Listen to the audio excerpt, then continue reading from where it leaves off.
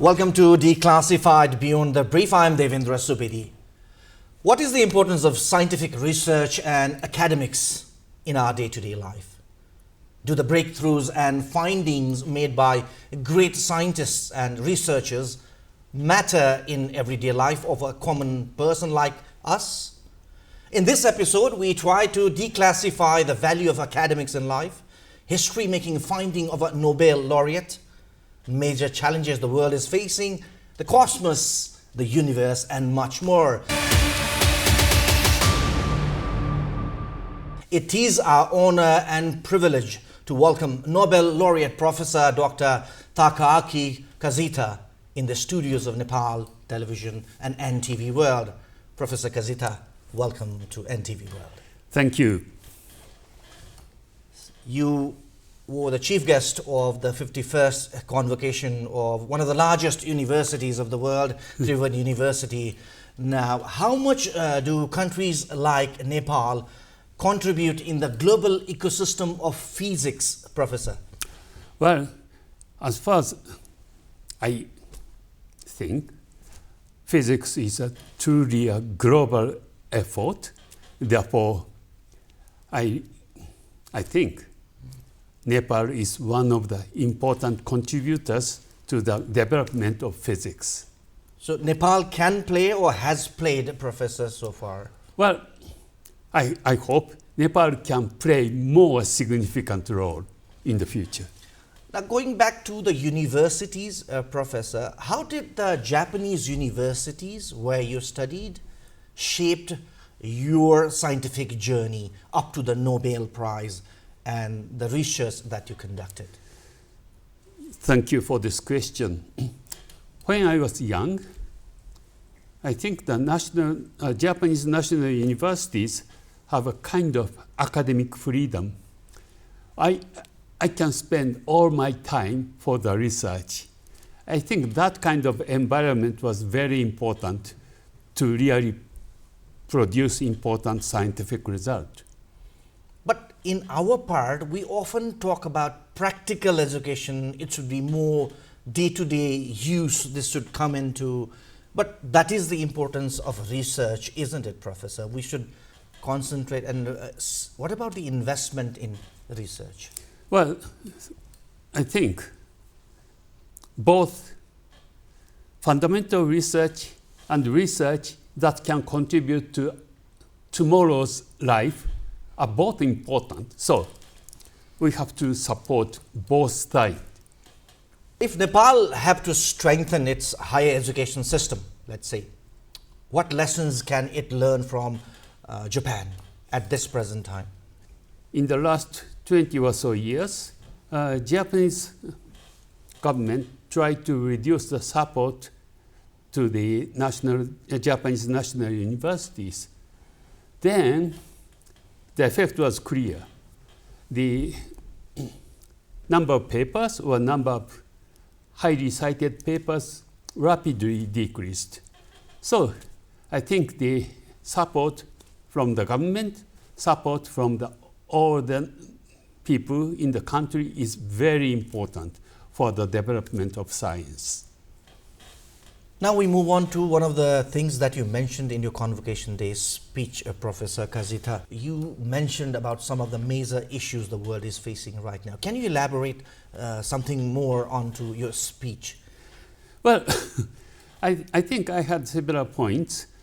First of all, I mentioned AI, and AI is a kind of new technology, and it seems AI is really going to be really important for our future, and therefore we have to think about the way how to use AI properly.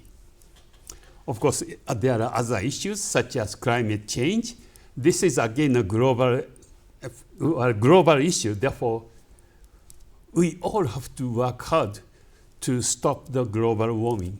How about the geopolitical tensions surrounding this world, Professor Kajita? Well, I don't want to go into too details about this issue, but well, compared with, say, 20 years ago, well, I am really feeling that the our world is changing. I really like to have our world 20 years ago. That was much better. Much better, yes. Will the global dynamics, Professor Kajita, always be dictated by the countries who have a lot of spending in scientific research or the ones that have robust economy? Who do you think will dictate the global dynamics? Certainly, nowadays, some countries try to control everything, but well, I think every country, every people are player in the world. So it should be a collaborative world. Yes. If you said you can't comment much on that one, now I come to your topic, physics, Professor Kajita. Will the nuclear threat or the race that we see in this world after the evolution of technologies like nuclear fusion, nuclear fission, will that ever end, or are we going to ever see an end to this one? Difficult question. Well, certainly, as far as the energy is concerned, if we have enough renewable energy resources, I hope we can forget about the nuclear powers and so on. But for the moment, we are not yet that position. So therefore, we still have, in my opinion, we still have to think seriously what will be the best way for the future. There are always pros and cons of every discovery, or whenever there's a new evolution. Should the ones that are a threat to humanity or the environment be, let's say, eliminated right from the initial phase, or they should carry on? Let's take the example of cloning. Like, let's say now we have even reached up to human cloning. There's still a debate in that one. So such type of researches and experiments, should those things be promoted or should not be done at all? Well, I'm certainly in a little bit conservative side. Well, nowadays, the things that science can do have expanded so much. Therefore, when we think about any application, we have to be very serious, and we need to have a significant discussion, and we need to have a consensus among the society. So does that involve the scientific community only, or the common people as well? I think we should involve the common people. Now we move on to your specific research area, Professor Kajita, that won you a Nobel Prize in 2015, physics, the cosmic rays and the neutrino oscillation. What is neutrino physics and how is it different from the particle physics? Neutrino physics is part of particle physics, but well, we think now neutrino physics is important because about 25 years ago, people discovered neutrino oscillations that implies neutrinos have small mass. And small mass of neutrinos might be the window to study physics beyond the standard model of particle physics. Therefore, well, we are excited. Let's say this is something, a standard ball pen. How small and deep is your research when you study the neutrino oscillation? How small is the particle? To what depth do you reach? Well, in the standard scenario, neutrinos do not have the size. Therefore, I cannot say how small. Exactly how small they are. But they are not visible to our eyes, are they? No, it's not possible even for particle physics experiments, we cannot see neutrinos. So, in simple terms, Professor Kajita, neutrino oscillation, what is it and why it matters to common people like us? Oh, okay. Well, neutrino oscillations are phenomena that neutrinos, while traveling in the vacuum or even in the matter, they change their type. Yeah. That is the neutrino oscillations, and this happens if neutrinos have small mass. Of course, even if neutrinos have small mass, it doesn't matter to our daily life. It doesn't matter, but it does shape the future of humanity, isn't it? Well, as a humanity, we would like to understand the secrets of the universe, Yeah. and therefore we may contribute to expanding our knowledge. How challenging was it, Professor Kajita, to prove the neutrino oscillation theory experimentally? Well, okay. When we discovered neutrino oscillations in 1998, well, people were not sure if really neutrinos oscillate. Therefore, we thought it's very important to convince neutrino physicists with a very clear data. So, with the experiment, you provided that data to your team and that did the research. Yes, our team provided the clean data, yes. I heard you say, Professor Kajita, my failed research, unsuccessful research, gave me a PhD. And the one that was successful earned you a Nobel Prize. You said somewhere this statement of yours. Can you explain on that one? Yes, okay, thank you. Well, when I was a PhD student, I wanted to observe proton decays. I was unable to observe, but fortunately I got PhD. For that particular research? Yes, and well, even after PhD, I continued search for proton decays. Then, in some day, I noticed that the background events to the search for proton decays are not understood. That was neutrino interactions. Then I changed to this topic. What does your discovery mean for humanity's or our, let's say, understanding of the matter and the cosmos? Well, certainly, if we understand, for example, why neutrino mass is so small, it will certainly give us a better understanding of the fundamental theory of the particles, and these particle theories could help understand the universe better. Is there any practical application of that in our day-to-day life? No, I don't expect so. Professor Kajita, you have spoken of super and hyper Kamiokande. You have already worked on that, going underneath the earth and then doing the experiment. Can you explain in simple terms to our viewers what exactly was that Kamiokande? Or you were even talking about the hyper Kamiokande now, which you want to work on. Okay, thank you. Well, let me talk about the super Kamiokande experiment.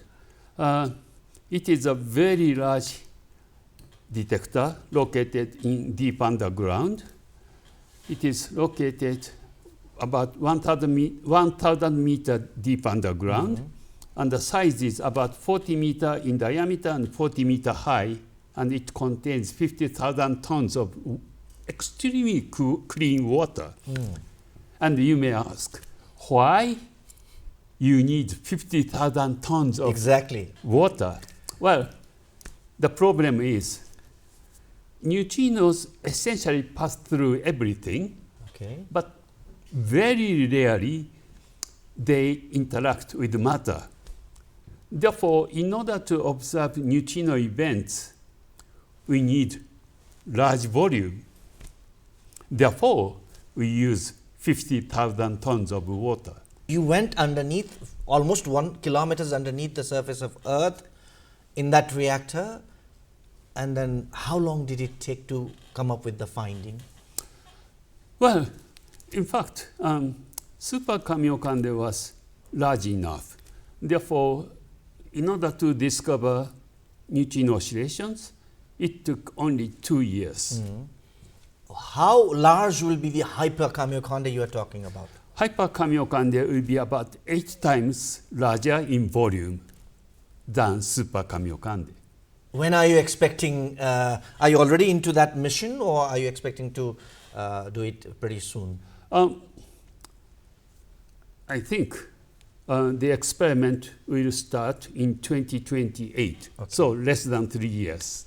So you said there are a lot of collaboration in that one, 22 countries coming together for the Kamiokande. How about this hyper Kamiokande?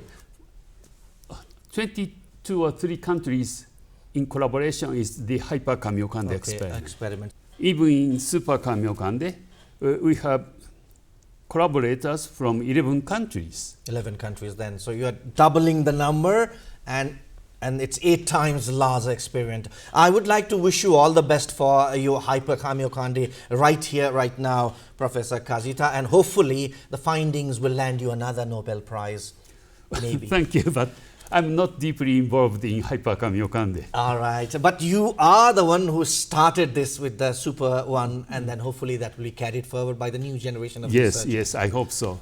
How important is sustained investment in basic research or scientific breakthroughs in developing countries like Nepal, Professor?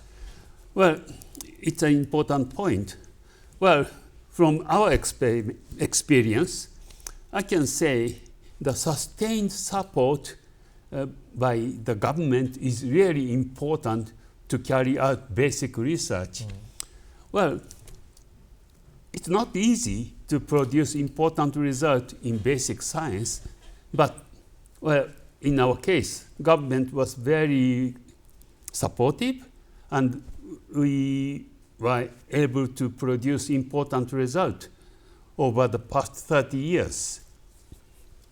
Any suggestion you have for developing countries like Nepal, where, as earlier I mentioned, we only talk about practical education, more day-to-day life applications, and why they should also spend in research and all this sort of stuff. Any suggestion you have, Professor?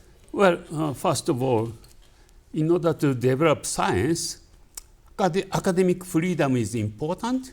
So researchers can select whatever they would like to do. So that kind of freedom is very important. And sometimes their research cannot contribute to tomorrow's life. But if we think about the long history of humanity, the basic science, in some cases, contribute significantly to humanities.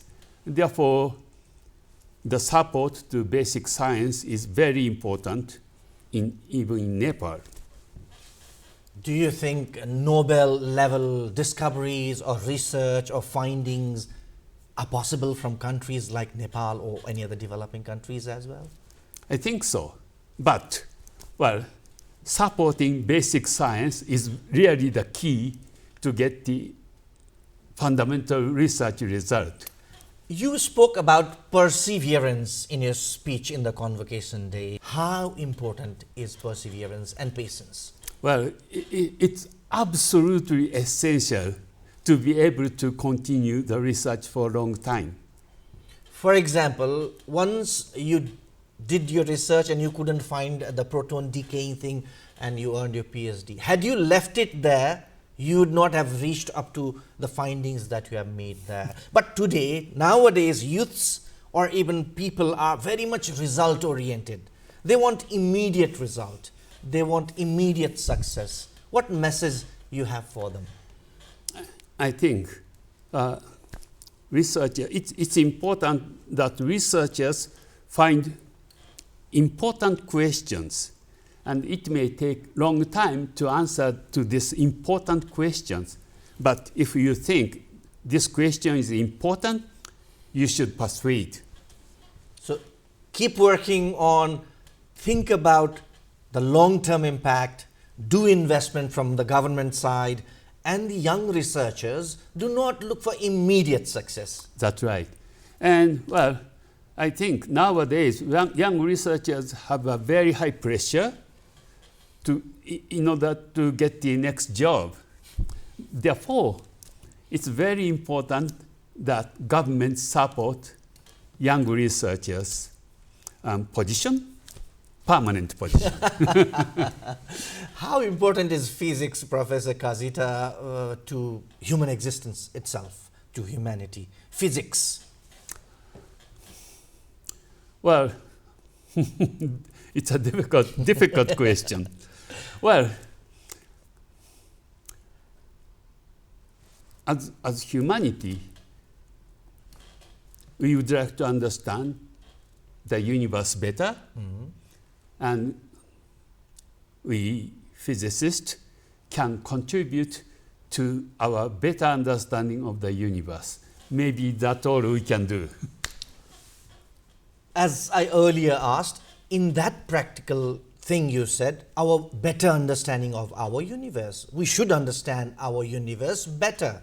And maybe the researchers in future can take your learning and apply there. How should humanity balance this curiosity-driven science with immediate societal needs? I think this is a very important question. And well, certainly, as a physicist working on fundamental things, I really hope stronger support for fundamental research, but the balance between the fundamental research and the improvement of the tomorrow's life is always an issue. And I think we have to discuss as a community what will be the best way for the moment. Information technology is evolving. Yeah. You spoke about AI earlier as well. Do you see it as a challenge, or will it complement human efficiency in the long term? I think we have to, well, first of all, it is not possible to avoid the use of AI anymore. Then the question is, shall we simply use them without thinking anything? Yeah. That is the question. And I think, well, certainly we should use AI, but at the same time, we should not forget the importance of our thinking. So it's not just the machines. We cannot avoid the use of technology and get the benefit out of it, but don't leave it alone, right? Right. Okay. Finally, we are reaching almost at the end of this conversation, Professor Kajita. What message would you like to share with young scientists in developing countries like Nepal? Yeah. Okay, thank you for this question. Well, as I said, physics or science is a global effort. And if young people are interested in science, interested in understanding the nature, please do not hesitate to do research, to become scientists. Please do not hesitate to become scientists. Final question, Professor Kajita. Say something about Nepal. This is your third time in Nepal. How do you like this country? Oh, I like Nepal very much. Whenever I come to Nepal, I'm really excited. If I visit the old temple, I'm really inspired, and I find some similarities between Japanese culture and Nepal culture. So I'm always excited to come here. Thank you so much, Professor, for your time, your precious time. We were really, really honored to have you in our studios of NTV World. Looking forward to your Hyper Kamyokonde experiment, which will be a carry forward from what you have left. Thank you so much, Professor Kajita, for your time, for your thoughts. We are really honored to have you in the studios of NTV World. Thank you so much. Thank you. It was indeed an honor for the entire team of NTV World to have world-renowned researcher, physician, the Nobel Laureate 2015, Professor Takaaki Kajita. In this episode of Declassified, we tried to explore the cosmos, the universe, the findings of Japanese Nobel Prize-winning physics professor Takaaki Kajita. I know for many of us, the findings of the research that Professor Takaaki Kajita made may not come to our day-to-day life, but the lesson from Professor is to the scientists, to the researchers, do not hesitate to do research. Do not look for immediate fruits. And for the government, please do make sizable investment in research so that the future of humanity can be shaped in a better way and the world can be a better place for all. Thank you so much for your presence in this episode of Declassified. Until next time, from the entire crew, it's me, Devendra Subedi, saying bye-bye.